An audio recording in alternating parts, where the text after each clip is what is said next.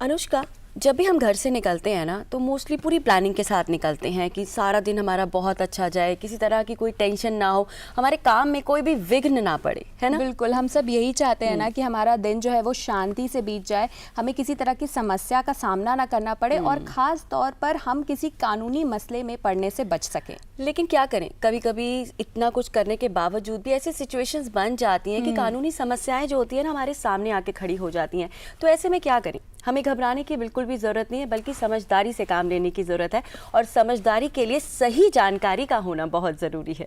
तो अगर आपका ऐसी किसी समस्या से पाला पड़ ही जाए तो बिना घबराए सबसे पहले किसी लीगल एक्सपर्ट या किसी वकील की सलाह लें, क्योंकि आपकी समस्या का सही समाधान वही आपको बता सकते हैं। तो चलिए फिर हम भी एक लीगल सलाह ले लेते हैं और जान लेते हैं कि किस तरह से हम अपने आप को लीगली सेफ रख सकते हैं। और इस टॉपिक पर जानकारी साझा करने के लिए आज हमारे साथ स्टूडियो में है advocate Vijay Sardana ji, Supreme Court of India से। आपका बहुत बहुत स्वागत है सर डीडी मॉर्निंग शो में। आपका बहुत बहुत स्वागत है सर। सर, लीगली सेफ तो हम सभी रहना चाहते हैं, बट कई बार ऐसे जाने अनजाने में ना चाहते हुए भी कुछ ऐसी घटनाएं हमारे साथ हो जाती हैं। तो सबसे पहले हम आपसे ये जानना चाहेंगे कि लीगली सेफ रहने का कॉन्सेप्ट क्या है। देखिए, हम लोग एक समाज में रहते हैं जी। और समाज में जब हम रहते हैं तो हमारे आसपास बहुत सारी घटनाएं होती हैं जिसमें या तो हम पार्टिसिपेट करते हैं या उनका असर हमारे पे होता है जी। और जब हम बात करते हैं कि हम लीगली सेफ रहें तो हमें ये भी समझना होगा कि हमारी जिम्मेवारियां क्या हैं। जी। जब हम फ्रीडम की बात करते हैं, डेमोक्रेसी में अक्सर आपने सुना होगा कि भाई मेरी फ्रीडम है, मेरा हक है, मेरा अधिकार है। देखिए, टोटल फ्रीडम तो सिर्फ जंगल में हो सकता है। हम जंगल में नहीं रहते। इसका मतलब ये है कि आप जिस भी समाज में हैं वहाँ की मर्यादाओं को, वहाँ के जो काम करने के तरीके हैं, उस समाज की जो ज़रूरतें हैं उसको समझना ज़रूरी है। उदाहरण के लिए, अगर आप ड्राइविंग कर रहे हैं तो आपको ड्राइविंग रूल पता होना चाहिए। अगर आप ऑफिस जाते हैं तो उस ऑफिस का डेकोरम पता होना चाहिए। आप कहीं सार्वजनिक स्थान में जाते हैं, फंक्शन में जाते हैं, होटल्स में जाते हैं तो वहाँ के नॉर्म्स होते हैं। अक्सर आपने देखा होगा जब भी आप कोई मशीन खरीदते हैं, टूल खरीदते हैं, हेयर ड्रायर खरीदते हैं, मिक्सी खरीदते हैं, कुछ भी खरीदते हैं, उसके साथ एक बुकलेट आती है जिसको बोला जाता है इंस्ट्रक्शन। उसमें लिखा जाता है कि इस्तेमाल करने से पहले इसको पढ़ लें जी। ताकि आपके साथ एक्सीडेंट ना हो जाए या मशीन खराब ना हो जाए। इसी तरह से समाज में जहाँ पे भी आप जो भी काम कर रहे हैं, पहले उस वस्तु स्थिति को, उस संस्था को, उसके डेकोरम को समझना ज़रूरी है। और अगर मैं बिल्कुल सिंपल भाषा में कहूँ, डूज एंड डोंट्स, कि क्या आपका अधिकार है उस जगह के लिए और क्या आपको नहीं करना है, ये दोनों समझना बहुत ज़रूरी होता है। तो जितना आप अपने आप को अवेयर करेंगे उस एनवायरनमेंट के बारे में, आपका अधिकार है, आप कहीं भी जा रहे हैं तो आपके अधिकार हैं, लेकिन वहाँ पे आप अपनी शायद हर चीज़ अपनी मर्जी से नहीं कर पाएंगे क्योंकि वो एक संस्था है, उसके अपने काम करने के तरीके हैं। या सड़क है, मंदिर है, गुरुद्वारा है, आपके ऑफिसेज हैं, पब्लिक प्लेस है, गार्डन्स हैं, कहीं पे भी आप जाते हैं हर एक के नॉर्म्स होते हैं। तो पहला मेरा निवेदन है हम सब के लिए एज ए नागरिक, जो जागरूक नागरिक हैं, समझदार नागरिक हैं, आप अपनी जो जिम्मेवारियां हैं उसको भी पहचानें। तो जब आप उसके दायरे में काम करेंगे तो आपके ऊपर कोई इस तरह का आक्षेप नहीं आएगा जो आपको फिजिकली, मेंटली या फाइनेंशियली नुकसान कर पाए। तो ये बेसिक चीज़ है जिसको हमें समझना चाहिए। बिल्कुल ठीक कहा आपने, समझदारी और जानकारी बिल्कुल ज़रूरी है। अब एक इंसान या एक नागरिक की दो तरह की लाइफ जीते हैं वो, एक प्राइवेट लाइफ होती है, एक सोशल लाइफ होती है। तो सभी चाहते हैं कि दोनों लाइफ में एक बैलेंस मेंटेन हो, किसी तरह की कोई टेंशन ना हो, कोई लीगली प्रॉब्लम ना आए। तो क्या करें इसके लिए? देखिए, जैसे मैंने शुरू में भी कहा और आज जिस तरह से हम दुनिया में हैं, आज हमारे चारों तरफ इंटरनेट है, हम पब्लिक ट्रांसपोर्ट यूज़ करते हैं, हम समाज में रहते हैं, अलग अलग एक्टिविटीज़ में इन्वॉल्व होते हैं। तो सबसे पहले तो हमें यह समझना होगा कि हम ऐसा कोई काम ना करें जिससे किसी का अहित हो या नुकसान हो। राइट। क्योंकि जिसका भी नुकसान होगा उसका भी हक है जी। तभी वो आपके खिलाफ कार्रवाई करेगा या आपके खिलाफ केस करेगा। अगर आप किसी का नुकसान नहीं कर रहे हैं तो उसको फिर आपसे कोई मतलब नहीं है। तो आपको डैमेज नहीं करेगा, आपके खिलाफ कोई कार्रवाई नहीं करेगा। तो सबसे पहले तो ये सेंसिटिविटी जरूरी है। चाहे वो घर हो, घर में भी अगर आपस में मनमुटाव होता है, हम कोई आर्ग्यूमेंट करते हैं, तभी तो रिएक्शन आता है। Every action has a reaction. वो इक्वल भी हो सकता है, ज्यादा भी हो सकता है। आपने तो किसी को हल्का सा कुछ कहा, जैसे सड़कों पे झगड़े क्यों होते हैं? हल्की सी गाड़ी टकर गई, हाथापाई शुरू हो जाती है। राइट। सॉरी बोल के भी काम चल सकता था, लेकिन सामने वाला सॉरी मानने को तैयार नहीं है, उसका एग्रेशन ज्यादा है, तो वहां पे फिर एक ऑफेंस हो जाता है, या जिसको मैं कहूं कि जो आपका एक्शन था उसका रिएक्शन डिस्प्रोपोर्शनेटली ज्यादा हो गया, तो आपकी गाड़ी का भी नुकसान हो सकता है, आपको भी चोट लग सकती है। तो ये समझना बहुत जरूरी है। और जब हम समाज में रहते हैं तो पेशेंस बहुत जरूरी है, क्योंकि हम लोग मशीन नहीं है, हम लोग कंप्यूटर नहीं है कि उतना ही चलेंगे, आगे पीछे एक होता है, तो एक टॉलरेंस बहुत जरूरी है। अगर हम अपने में टॉलरेंस डेवलप करेंगे तो अननेसेसरी झगड़े नहीं होंगे। अगर आप कोर्ट्स का भी आज हालत देखें, जैसे आपने शुरू में कहा, और मैं तो ये उम्मीद करता हूं कि आपको कभी डॉक्टर और वकील की पूरी जिंदगी में जरूरत ना पड़े, that is a ideal situation, ये मैं सबके लिए दुआएं करता हूं। लेकिन जब आप कुछ भी कर रहे हैं और जरा सा भी ऊपर नीचे हो जाता है तो फिर उसके कॉन्सिक्वेंसेस जी बिल्कुल। सर, आम नागरिक के वो कौन से बेसिक लीगल राइट्स हैं जो हम सभी को जानने चाहिए? देखिए, सबसे पहले तो आपके कुछ संवैधानिक राइट्स हैं, जैसे जो आपके पॉजिटिव हैं, राइट ऑफ एक्सप्रेशन है, आपको सेफ रहना है, आपको समाज के अंदर जो भी आपको सार्वजनिक रूप में सुविधाएं मिली हैं उसका आप उपयोग ढंग से करें और अपने तक करें, दूसरे का नुकसान ना हो, इस बातों को ध्यान रखें। दूसरा होता है आपके लीगल राइट्स है जिस इंस्टीट्यूशन में आप जाते हैं। अब जैसे आप बैंकों में डील करते हैं, अब अगर वहां पे आपके राइट्स हैं कि आप जाएंगे, आपको पैसा मिलेगा और जितना आप मांगेंगे उतना मिलेगा, उस हिसाब से उनकी फॉर्मेलिटी है कि आपको चेक साइन करना है या आप डिजिटल पेमेंट कर रहे हैं, जो भी कर रहे हैं, जो उसके नॉर्म्स हैं, आपको उनको समझना है और उस हिसाब से कार्रवाई करिए। अगर आप नहीं करते हैं, सिग्नेचर आपने पहले कहीं कुछ और किए थे, अब आप कुछ और कर रहे हैं, तो आप कहेंगे पैसा मेरा है, बिल्कुल सही है, लेकिन मैं आपकी आइडेंटिटी नहीं जानता।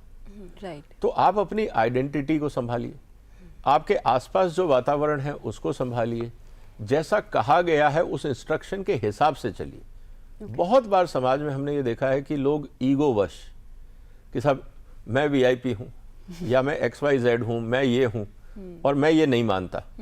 वहां पे जो अधिकारी बैठा है, वहां पे जो कर्मचारी बैठा है, वो अपने कानून से बंधा हुआ है, वो आपको नहीं जानता, उसको सिस्टम फॉलो करना है।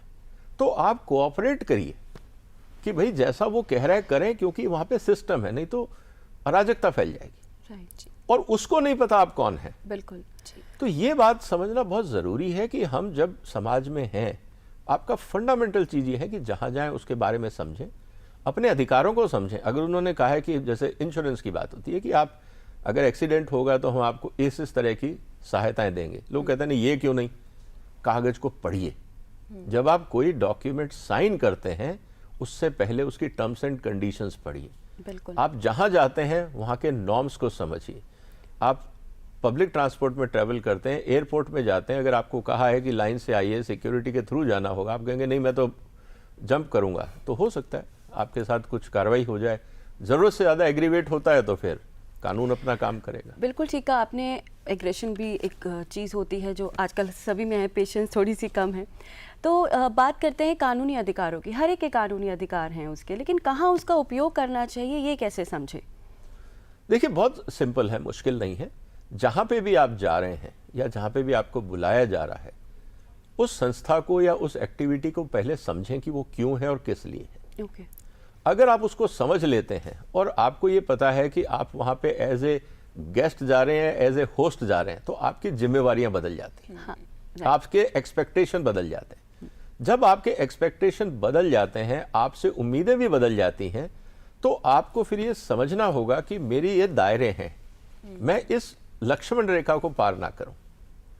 तो आपके रोल के हिसाब से आपकी जिम्मेवारियां बदलती रहती हैं। जी। तो हमेशा एक ही माइंडसेट से अगर हम चलेंगे तो नुकसान हो सकता है, मुश्किलें हो सकती हैं। तो आपको अपने जिधर भी आप जाएं, जिस भी ऑर्गेनाइजेशन में जाएं, संसद से लेकर सड़क तक, हर जगह एक अलग अलग कानून है। अब आप सड़क पे जिस भाषा का इस्तेमाल करते हैं संसद में नहीं कर सकते। अब आप कहेंगे नहीं, मेरे को तो फ्रीडम ऑफ एक्सप्रेशन है। फ्रीडम ऑफ एक्सप्रेशन में आपको भाषा की मर्यादा समझनी होगी। लेकिन सड़क पे आप थोड़ी लिबर्टी ले सकते हैं, संसद में नहीं ले सकते, ऑफिस में नहीं ले सकते, सार्वजनिक स्थलों पे जहां आप जा रहे हैं वहां नहीं ले सकते। अगर आप जरूरत से ज्यादा अमर्यादित प्रयास करेंगे और किसी के साथ करेंगे तो दोनों है, या तो आपको वहां पे ऑफेंस होगा या सामने वाला अगर इंडिविजुअल है तो मानहानि की भी बात कर सकता है, जैसा अक्सर हम देख रहे हैं आजकल हो रहा है। तो ये सब अपने रोल को और रिस्पॉन्सिबिलिटी को दोनों साथ लेके चले। सिर्फ अधिकार ही नहीं, अधिकारों पे लिमिटेशंस भी होती है, यहां तक, इसके आगे नहीं। बहुत सही बताया आप। ये समझना बहुत जरूरी है। जी सर, क्योंकि आप लीगल प्रोफेशन से हैं तो हम आपसे स्पेशली ये जानना चाहेंगे कि वो कौन से लीगल डॉक्यूमेंट्स हैं, जैसे आधार कार्ड, पैन कार्ड हो गया और भी बहुत सारे डॉक्यूमेंट्स, तो वो ऐसे कौन से लीगल डॉक्यूमेंट्स हैं जो सभी को रखना ज़रूरी है और इनका क्या महत्व होता है? देखिए, सबसे पहले आप कहीं भी जाते हैं एज ए इंडिविजुअल, आप इस बात को मान के चलिए कि सामने वाला आपको नहीं जानता है। जी। तो पहली चीज होती है आपकी आइडेंटिटी रिलेटेड डॉक्यूमेंट्स। जैसे आप विदेश जाते हैं तो पासपोर्ट चाहिए, आप कहाँ के नागरिक हैं, कहाँ रहते हैं, वो आपकी पासपोर्ट डिटेल।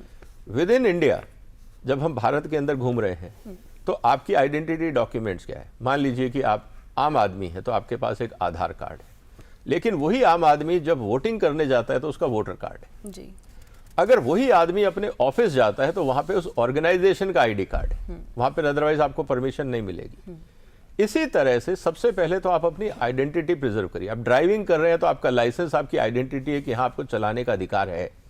तो हर जगह पे पहले तो आपकी अपनी आइडेंटिटी बहुत जरूरी है। दूसरा, अगर कहीं आप जा रहे हैं वहां पे परमिशन है तो आपको वो एलिजिबिलिटी या परमिशन डॉक्यूमेंट बहुत जरूरी है। Okay. जैसे ड्राइविंग की हमने बात करी, वोटिंग की हमने बात करी, ऑफिसेज की बात करी।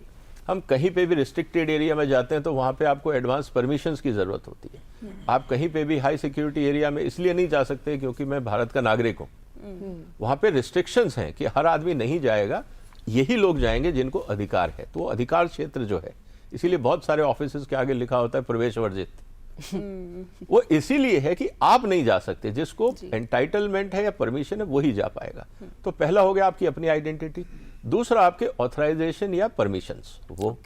तीसरा, अगर आप कोई स्पेशल पर्पस के लिए जा रहे हैं या इंटरव्यूज के लिए जा रहे हैं तो आपके स्किल सेट्स, कि आपको हमने बुलाया है एज ए इंजीनियर या एज ए एंकर या एज ए डांसर, आपके स्किल सेट्स क्या हैं? अगर आप वेल नोन है बहुत अच्छी बात है, अगर आप कंपटीशन में जा रहे हैं या कहीं एंट्रेंस के लिए जा रहे हैं तो आपके अपने स्किल सेट्स, क्योंकि उन्हीं लोगों के साथ तो वो भी टाइम लगाएंगे। नहीं तो अगर 1 लाख आदमी पहुंच गया और उसमें से ढूंढने की किसको डांस आता है बड़ा मुश्किल हो जाएगा, या किसको कंप्यूटर आता है बड़ा मुश्किल हो जाएगा। तो आपकी अपने स्किल सेट्स के कागज, बिल्कुल। और फिर जो आपने चीजें खरीदी हैं, मान लीजिए आपने मशीन खरीदी, कंप्यूटर खरीदा, आपने गाड़ी खरीदी, स्कूटर खरीदा, उससे रिलेटेड जो डॉक्यूमेंट है, क्योंकि उसमें गारंटी वारंटीज होती है। सर, गाड़ी से एक चीज़ सवाल मेरे मन में आता है कि गाड़ी हम लोग चलाते हैं या रेंटेड गाड़ी में जाते हैं आजकल ट्रैवल करते हुए, तो ऐसे कौन कौन से डॉक्यूमेंटेशंस या कहें या फिर अपने आप को कैसे उसमें लीगली सेव कर सकते हैं जब भी हम कोई रेंटेड गाड़ी यूज़ करते हैं या अपनी भी गाड़ी का इस्तेमाल करते हैं? तो देखिए, सबसे पहली बात है कि अगर आप कोई भी रेंटेड गाड़ी यूज़ कर रहे हैं तो सबसे पहली बात ये होती है कि ऑथराइजेशन। कोई ऐसी गाड़ी तो आप यूज़ नहीं कर रहे जो पब्लिक ट्रांसपोर्ट के लिए ऑथराइज नहीं हो। बहुत बार होता है कि आपको टैक्सी का अलग परमिशन सिस्टम है और प्राइवेट व्हीकल का अलग है। जी। आप अगर कमर्शियल यूज़ के लिए जा रहे हैं तो आप प्राइवेट व्हीकल यूज़ नहीं कर सकते, और अगर आप पब्लिक या प्राइवेट यूज़ के लिए जा रहे हैं तो आप उसको कमर्शियली यूज़ नहीं कर सकते, क्योंकि उसमें लाइसेंसिंग रिक्वायरमेंट अलग है, उसमें सेफ्टी रिक्वायरमेंट्स भी अलग हो सकती हैं। डॉक्यूमेंटेशंस की जैसे बात करते हैं कि जैसे अपनी गाड़ी है तो ऐसे कौन कौन से डॉक्यूमेंट्स होते हैं जो हमें अपने साथ कैरी करने ही चाहिए, या फिर जब हम एक रेंटेड गाड़ी में ट्रैवल कर रहे हैं तो क्या क्या चीज़ जो हमारे पास होनी चाहिए, बीइंग अ फीमेल भी, इसको अगर आप जोड़ना चाहें तो कि क्या क्या चीज़ें ज़रूरी देखिए, हैं? सबसे पहले तो उम्मीद यह है कि जर्नी सेफ रहेगी, कोई डिस्टर्बेंस नहीं होगी। जी। जी। लेकिन सबसे इंपॉर्टेंट चीज होती है आपकी आइडेंटिटी, कॉन्टैक्ट नंबर्स। आज की तारीख में क्योंकि लेडीज बहुत काम करती हैं, लेट नाइट भी काम करती हैं, अब डिजिटल सिस्टम भी है, राइट। अब हर चीज पेपर में कोई जरूरी नहीं है। मेरा ये निवेदन रहता है सबको कि जब भी आप ट्रेवल करें और अननोन लोगों के साथ, जैसे टैक्सीज अननोन पर्सन है, अननोन जगह भी हो सकती है, आपके पास जीपीएस सिस्टम है, आप अपना कोऑर्डिनेट शेयर कर लीजिए। जी। अब वो कागज नहीं है, वो एक्सीडेंट होगा तब कागज की बात आएगी, प्रिवेंशन भी हमको लेना होगा।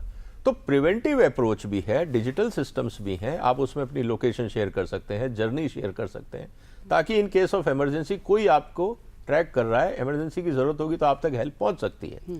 ये भी जरूरी है, और आपकी अपनी आइडेंटिटी, इसको और भी सर, बहुत जल्दी से हम आपसे ये भी जानना चाहेंगे कि किसी आपराधिक मामले में गिरफ्तारी के दौरान हम अपने लीगल राइट्स को कैसे सिक्योर रख सकते हैं? देखिए, सबसे पहले जैसा मैंने कहा कि आप अगर गिरफ्तारी की बात होती है तो आपको जानना जरूरी है कि भाई मुझे क्यों गिरफ्तार किया जा रहा है, जी। मैंने क्या क्राइम किया, और मान लीजिए कि कोई ऐसा ऑफेंस है आपको याद नहीं है, कोई पुराना है या किसी ने कंप्लेंट कर दी है, तो आपको अगर पुलिस लेके जा रही है तो वो अधिकारी कौन है आपको पता होना चाहिए। पहली बात, अगर गिरफ्तारी हुई है तो उसका वारंट बहुत जरूरी है कि मेरे को लिखित में दिखाइए। पुलिस अधिकारी आपको ले नहीं सकता। आपके जो परिवार या वेलविशर हैं जिनके साथ आप रह रहे हैं उनको पता होना चाहिए। आप अपने वकील को कांटेक्ट कर सकते हैं। आपको अगर तबीयत ठीक नहीं है तो आपका मेडिकल जांच होना, ये भी आपका राइट है कि आप मेरे को लेके जा रहे हैं, मैं डायबिटिक हूँ, हार्ट पेशेंट हूँ, कैजुअलिटी हो सकती है, तो मेरा वो अधिकार है। तो आपकी पर्सनल सेफ्टी बहुत इंपॉर्टेंट है, क्योंकि गिरफ्तारी एक अलग चीज है, लेकिन एज ए सिटीजन आपकी पर्सनल सेफ्टी इंपॉर्टेंट है। आपके आसपास जो आपके वेलविशर्स हैं उनको पता होना चाहिए कि आप कहाँ हैं, कौन लेके जा रहा है। आपके लीगल राइट्स हैं, आपको वकील से बात करने का अधिकार है। किस अधिकार क्षेत्र में आपको अरेस्ट किया जा रहा है वो जानना बहुत जरूरी है। बिल्कुल। और ये सब चीज लिखित में होनी चाहिए, ओरल नहीं चलता। जी बिल्कुल ठीक कहा आपने। तो दर्शकों, अभी हमने जाना कि लीगली सेफ रहने के लिए हमें जागरूक रहने की ज़रूरत है, और साथ ही अगर फिर भी किसी तरह की लीगल प्रॉब्लम्स आ जाती है, कानूनी किसी भी समस्या में हम फंस जाते हैं, तो हमें जो है समझदारी से काम लेना चाहिए और पेशेंस रखना बहुत ज़रूरी है। बिल्कुल। How to be legally safe, इस विषय पर हमारे साथ जानकारी साझा करने के लिए हमारे साथ स्टूडियोज में उपस्थित थे सुप्रीम कोर्ट ऑफ इंडिया से advocate Vijay Sardana ji. Thank you so much sir, DD morning show में आने के लिए। Thank you so much sir. Thank you. Thank you.